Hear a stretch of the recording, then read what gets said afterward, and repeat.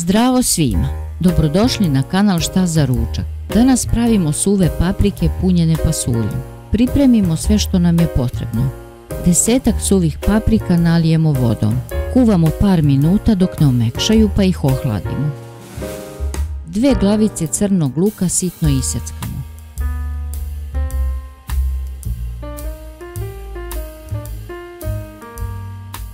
Pola praziluka također iseckamo.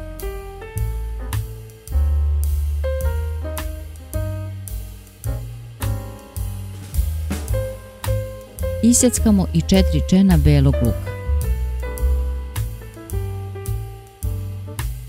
U tiganj sipamo malo ulja i zagrejemo. Dodamo crni luk i praziluk. Posolimo. Dodamo i pola ljute papričice, ali i ne mora. Pržimo dok luk ne omekša. Dodamo beli luk i promešamo. Dodamo 1 kašičicu brašna.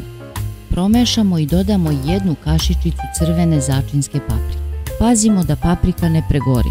Brzo dodamo pasulj tetovac koji smo prethodno skuvali i ocedili. Lepo promešamo pa sklonimo sa ringle.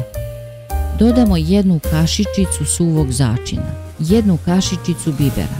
Ako je potrebno dodamo još malo soli i začina po ukusu. Punimo paprike i zatvorimo kolutićima krompira.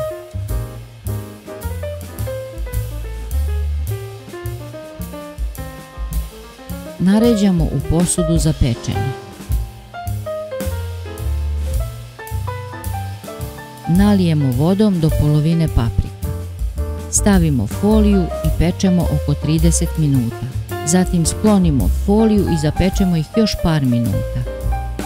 Ako vam se dopao ovaj recept, lajkujte i zapratite kanal. Prijatno!